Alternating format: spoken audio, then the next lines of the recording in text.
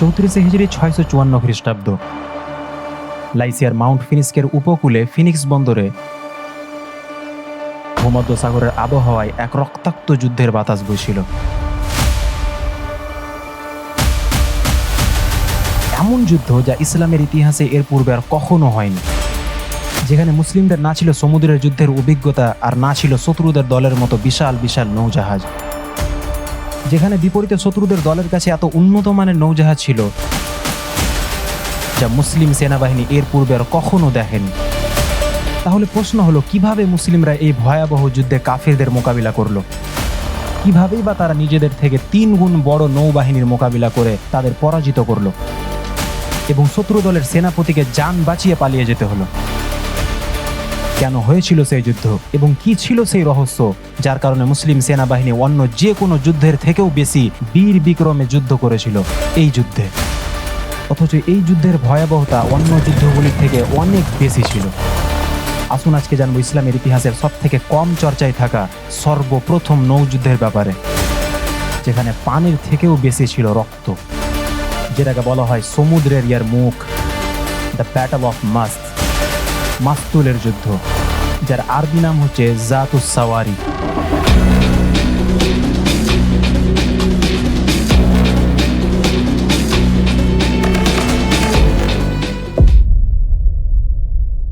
বিদায় হজের পরের ঘটনা।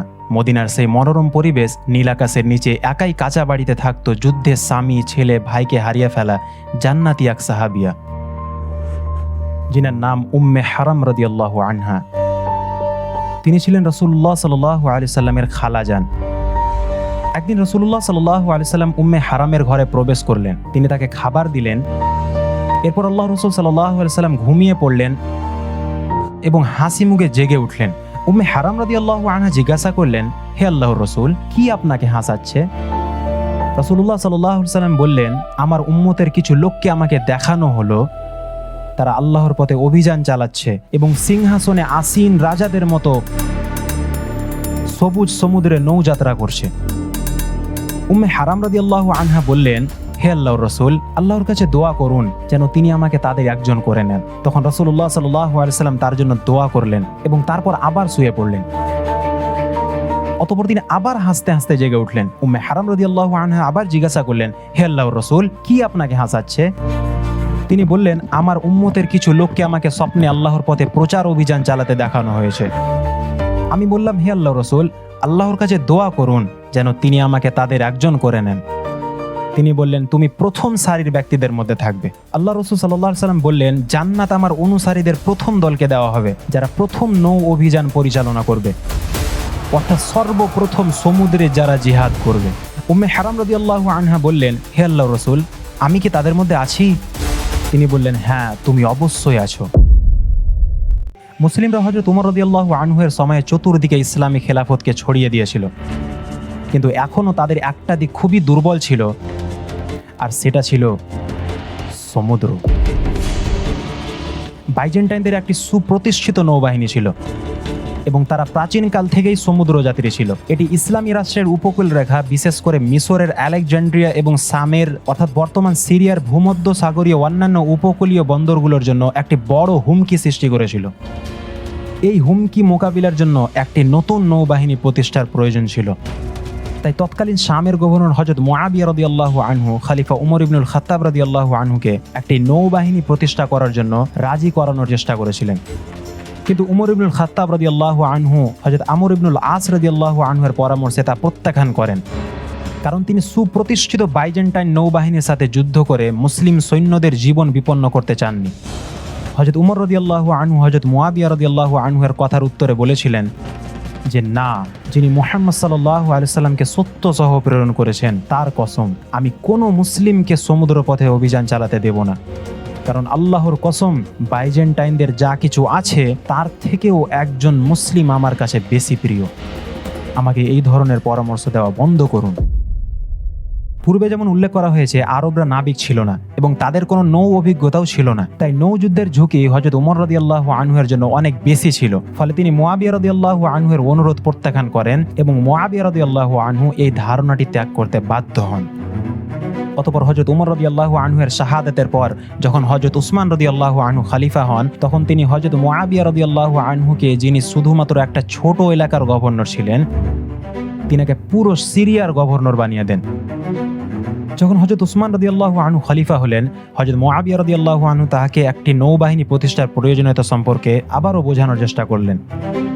হযরত উসমান রাদিয়াল্লাহু আনহু প্রথমে হযরত উমর রাদিয়াল্লাহু আনহুর মতামতের কথা উল্লেখ করে তা প্রত্যাখ্যান করেন, কিন্তু মুআবিয়া রাদিয়াল্লাহু আনহু ছিলেন নাছোড় বান্দা এবং অবশেষে যখন তিনি উসমান রাদিয়াল্লাহু আনহুকে বোঝালেন যে সাইপ্রাসের যুদ্ধযাত্রা কোনো ঝুঁকিপূর্ণ কাজ নয়, তখন তিনি রাজি হয়ে গেলেন। তবে উসমান রাদিয়াল্লাহু আনহু দুটি শর্ত জুড়ে দিয়েছিলেন। প্রথমত, হযরত মুআবিয়া রাদিয়াল্লাহু আনহুকে যুদ্ধে তার স্ত্রীকেও সঙ্গে নিয়ে যেতে হবে।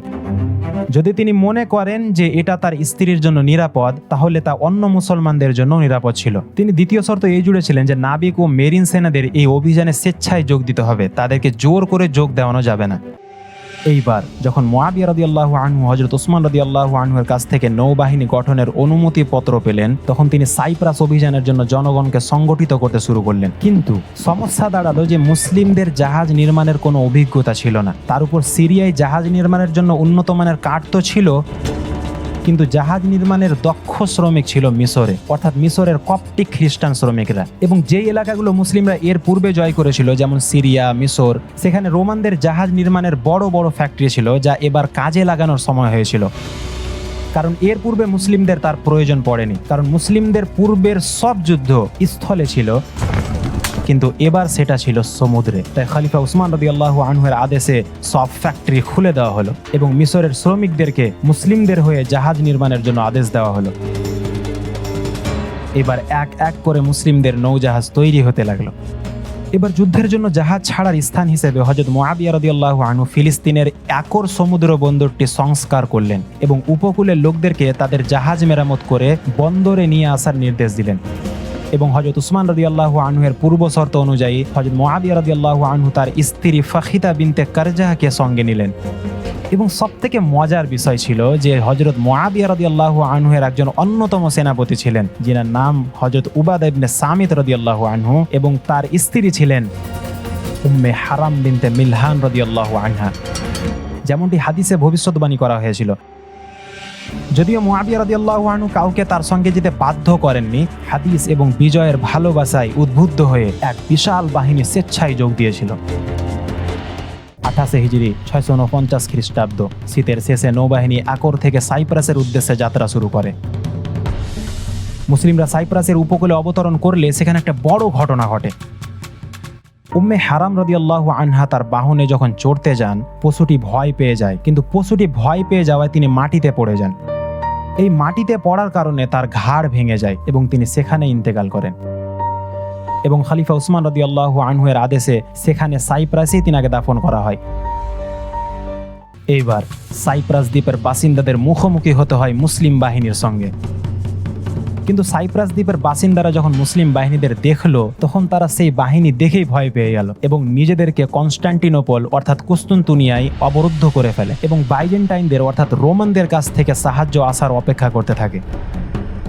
এখানে আপনাদেরকে একটা বিষয় জানিয়ে দেই যে বাইজেন্টাইনরা বলতে রোমান খ্রিস্টানদেরকে বোঝানো হচ্ছে, যারা তখন কনস্টান্টিনোপল অর্থাৎ বর্তমান ইস্তাম্বুল দখল করেছিল। এবং আরো একটা বিষয় ক্লিয়ার করে দেই, কারণ পুরো ভিডিওতে আপনারা বিভিন্নভাবে তা শুনবেন। সেটা হলো বর্তমান ইস্তাম্বুলের কয়েকটা নাম ছিল, যার মধ্যে বাইজেন্টাইন, কনস্টান্টিনোপল, কুস্তুনতুনিয়া এবং সব শেষে এটার নাম ইস্তাম্বুল রাখা হয়, যেটা বর্তমানেও আছে। যাই হোক, কিন্তু যেই সাহায্যের আশায় তারা নিজেদেরকে আটকে রেখেছিল, সেই সাহায্য না আসায় তারা মুআবিয়া রাদিয়াল্লাহু আনহুর সাথে একটি শান্তি চুক্তি স্বাক্ষর করে। এই চুক্তিটি দ্বীপের সম্পূর্ণ বিজয় ছিল না, যার ফলে সাইপ্রাস ইসলামিক স্টেটের কর্তৃত্বের অধীনে চলে আসবে, বরং এটি ছিল একটি জরুরি চুক্তি, যেখানে দ্বীপবাসীরা বছরে 7200 দিনার কর প্রদান করবে, বাইজেন্টাইনদের গতিবিধি সম্পর্কে মুসলমানদেরকে অবহিত করবে এবং বাইজেন্টাইনরা রাষ্ট্র আক্রমণ করলে তাদের সহায়তা করবে না। কিন্তু 4 বছর পর 32 হিজরি 653 খ্রিস্টাব্দে বাইজেন্টাইনদের তীব্র চাপে সাইপ্রাসবাসীরা চুক্তি ভঙ্গ করে ফেলে এবং এবার হযরত মুআবিয়া রাদিয়াল্লাহু আনহু দ্বীপটিকে সম্পূর্ণরূপে বিজয় করে ফেলেন, যা ইসলামী রাষ্ট্রের কর্তৃত্বাধীনে চলে আসে। এই অভিযানে হযরত মুআবিয়া রাদিয়াল্লাহু আনহুকে সহায়তা করার জন্য মিশরের গভর্নর হযরত আব্দুল্লাহ ইবনে সাদ রাদিয়াল্লাহু আনহু মিশর থেকে তার বিরাট নৌবাহিনী নিয়ে এসেছিলেন। এবার মুসলিমরা প্রস্তুত ছিল কনস্টান্টিনোপল হামলা করার জন্য, কারণ পিছনে যে সমস্যাগুলো আসার কথা ছিল তা সব প্রায় শেষ। এদিকে উত্তর আফ্রিকা এবং ভূমধ্য সাগরে বাইজেন্টাইনরা দ্রুত তাদের ভূখণ্ড হারাচ্ছিল। এইদিকে হেরাক্লিয়াসের পুত্র কনস্ট্যান্স 500 থেকে 600 জাহাজের একটি নৌবাহিনী একত্রিত করলো এবং এর ক্ষতির প্রতিশোধ নিতে আলেকজান্ড্রিয়া থেকে মুসলিম বাহিনীকে আক্রমণ করার জন্য সে দ্রুত যাত্রা শুরু করলো। কিন্তু এর আগে একটা দারুণ ঘটনা ঘটে। সম্রাট যখন যুদ্ধের প্রস্তুতি নিচ্ছিল তার আগের রাতে সে একটি স্বপ্ন দেখে। ঘুম থেকে জেগেই সে তার একজন স্বপ্ন ব্যাখ্যাকারীকে স্বপ্নটির কথা বলল। স্বপ্ন ব্যাখ্যাকারী জবাবে বলল, সম্রাট, যদি আপনি নাই ঘুমাতেন এবং সেই স্বপ্নটি না দেখতেন। সম্রাট কনস্ট্যান্স তার কথা শুনে বলতে লাগলো, আরে কেন, ব্যাপার কি বলো? তখন স্বপ্ন ব্যাখ্যাকারী বলল, কারণ এই স্বপ্নের ব্যাখ্যা হচ্ছে একটাই, তা হলো মুসলিমদের চূড়ান্ত বিজয়। কিন্তু সম্রাট এটাকে হালকাভাবে নেই এবং মানতে অস্বীকার করে। যাই হোক, একটু পরে সে ঠেলাটা বুঝবে। বাই দ্য ওয়ে, এইদিকে সম্রাট ভেবেছিল যে সে মুসলিমদের তার উপর আক্রমণ করার আগেই সে তাদের উপর হামলা করে বসবে, যার কারণে সে তার 500 জাহাজের এক বিশাল বাহিনী নিয়ে মুসলিমদের দিকে দ্রুত এগিয়ে যাচ্ছিল। কিন্তু তার এই আগে হামলা করার খবর অলরেডি খলিফা উসমান রাদিয়াল্লাহু আনহুর কাছে পৌঁছে গেছিল। যারপর হযরত উসমান রাদিয়াল্লাহু আনহু হযরত মুআবিয়া রাদিয়াল্লাহু আনহুর কাছে একটি চিঠি লেখে, যেখানে তিনি বলেন, যত দ্রুত সম্ভব তুমি যুদ্ধের প্রস্তুতি নাও। এর সাথে সাথেই মিশরের গভর্নর হযরত আব্দুল্লাহ ইবনে সাদ রাদিয়াল্লাহু আনহু ও সিরিয়ার গভর্নর হযরত মুআবিয়া রাদিয়াল্লাহু আনহু 200 জাহাজের একটি বিশাল বাহিনী নিয়ে কনস্টান্টিনোপলের দিকে আগে বাড়েন। হযরত আব্দুল্লাহ ইবনে সাদ রাদিয়াল্লাহু আনহু মুসলিম নৌবহরের সার্বিক কমান্ডে ছিলেন এবং কনস্ট্যান্স বাইজেন্টাইন নৌবহরের কমান্ডে ছিলেন, যাদের সংখ্যা মুসলিমদের তুলনায় প্রায় 3 গুণ বেশি ছিল। এবার আলেকজান্ড্রিয়ার পশ্চিমে মার্কিমাত্রু শহরের কাছে মিশরের উপকূলে এই দুই বাহিনী একে অপরের মুখোমুখি হয়। কিন্তু এরপর যা হয় তা মুসলিমদেরকে অবাক করে দেয়। হঠাৎ সমুদ্রে খুবই দ্রুত হাওয়া বইতে লাগলো, যা মুসলিমদের সেনাবাহিনীর জাহাজ তার জায়গা থেকে সরিয়ে দিতে লাগলো। এই কারণে মুসলিম বাহিনীর কমান্ডার জাহাজের নোঙরগুলি তৎক্ষণাৎ ফেলে দেওয়ার আদেশ দিল। আদেশ পাওয়া মাত্রই মুসলিম বাহিনী তাদের জাহাজের নোঙরগুলিকে সাথে সাথে ফেলে দিল। এই দেখে বাইজেন্টাইনরাও মুসলিমদের কাছে এসে তাদের নোঙর ফেললো। এরপর কিছুক্ষণের জন্য দুই দল একে অপরের মুখোমুখি হয়ে নিজ নিজ জায়গায় শান্ত হয়ে থাকলো। মুসলিম সেনা কমান্ডার বাইজেন্টাইন সেনা কমান্ডারের কাছে একটি চিঠি লিখলো, যেখানে তিনি বললেন, আপনারা চাইলে আমরা উপকূলে গিয়ে আমাদের কোনো এক পক্ষের বিজয় নির্ধারিত না হওয়া পর্যন্ত সেখানে যুদ্ধ করতে পারি, অথবা আপনারা চাইলে আমরা সমুদ্রে যুদ্ধ করব। তখন তারা ভাবলো যে মুসলিমদের এটা প্রথম নৌযুদ্ধ, যেখানে তাদের কোনো অভিজ্ঞতা নেই। তাই তারা তাদের পূর্ব অভিজ্ঞতার উপর গর্ব করে এবং সেই আশায় একযোগে চিৎকার করে বলল, না, সমুদ্রে। আর এটা বলার প্রয়োজন নেই যে তারা কেন স্থলে লড়াই করতে চায় না, কারণ তারপর ফলাফল কি হবে তা সবাই জানে। যাই হোক, কিছুক্ষণ পরেই অবস্থা একেবারেই চেঞ্জ হয়ে গেল। ঝড় বন্ধ হয়ে গেল এবং মুসলিম সেনাদের জাহাজ তাদের জায়গায় স্থির হয়ে গেল এবং এটা বাইজেন্টাইন সেনাদের উপর যেন আযাবে পরিণত হয়ে গেল। কারণ মুসলিম সেনারা সমুদ্রে এর আগে কখনো যুদ্ধ করেনি, ফলে জাহাজ নড়াচড়ার কারণে তাদের ব্যাপক সমস্যায় পড়তে হয়েছিল। কিন্তু ঝড় থেমে যাওয়ার সঙ্গে সঙ্গে মুসলিম বাহিনী তাদের জাহাজগুলোকে একে অপরের সাথে বেঁধে দিল এবং এই দেখে পুরো শক্তি দিয়ে বাইজেন্টাইন সেনারা মুসলিম সেনাদের নৌজাহাজের উপর ঝাঁপিয়ে পড়ল। যখনই তারা মুসলিমদের জাহাজের কাছে আসলো, তখন মুসলিমরা নিজেদের জাহাজকে তাদের জাহাজের সঙ্গেও বেঁধে দিল এবং এর ফলে যেন সমুদ্রে এক বিশাল যুদ্ধের ময়দান তৈরি হয়ে গেল। সমুদ্রের মধ্যে এত কঠিন যুদ্ধ চলছিলই, তারপর হঠাৎ সেখানে আবহাওয়ার এক ভয়ঙ্কর পরিবর্তন দেখা দিল। সমুদ্রে এক বিশাল ঝড় শুরু হয়ে গেল। কিন্তু এর মধ্যেও যুদ্ধ তার চিত্র পরিবর্তন করেনি, বরং আরো ব্যাপকভাবে দুই দল একে অপরের উপর হামলা করতে থাকলো।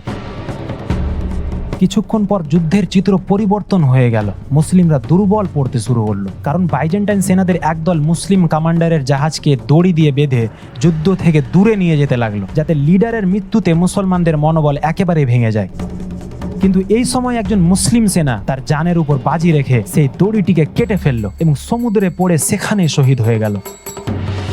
এটা দেখে মুসলিম সেনাদের মনোবল আরো বেড়ে গেল এবং তারা এত জোশের সাথে যুদ্ধ করতে লাগলো যে এক এক করে বাইজেন্টাইন সেনাদের নৌজাহাজগুলোকে তছনছ করে রেখে দিল। এই অবস্থা থেকে বাইজেন্টাইন সেনা কমান্ডার কনস্ট্যান্সের তার দেখা স্বপ্ন ব্যাখ্যার কথা মনে পড়ে গেল। এবার সে বুঝতে পারছিল যে স্বপ্ন ব্যাখ্যাকারী একদম ঠিকই বলেছিল। তখন সে যান বাঁচানোর জন্য তার একজন সাধারণ সৈন্যের সাথে নিজের ড্রেস এক্সচেঞ্জ করে এবং সেখান থেকে পালিয়ে যায় এবং মুসলিমরা এই বিশাল যুদ্ধে জয়লাভ করে, যেখানে এই সমুদ্রে বাইজেন্টাইনদের 700 বছরেরও বেশি রাজত্ব ছিল, যার কারণে এটাকে রোমান হ্রদ বলা হতো। এরপর মুসলিমরাও কনস্টান্টিনোপলের দিকে আগে বাড়েনি, কারণ এই যুদ্ধে মুসলিমদেরও অনেক ক্ষয়ক্ষতি হয়েছিল এবং এরপরেই মুসলিমদের মধ্যে ফিতনার আবির্ভাব হয় আর গৃহযুদ্ধের শুরু হয়। এরপর কিভাবে মুসলিমরা দীর্ঘ 800 বছর চেষ্টা করার পরও এই শহর কনস্টান্টিনোপল অর্থাৎ বর্তমান ইস্তাম্বুল জয় করতে ব্যর্থ হয়েছিল এবং কিভাবে সেটা রাসূলুল্লাহ সাল্লাল্লাহু আলাইহি সাল্লামের ভবিষ্যৎবাণী অনুযায়ী একজন বীর যোদ্ধা জয় করেছিলেন, তা যদি জানতে চান তাহলে কমেন্ট বক্সে অবশ্যই জানাবেন।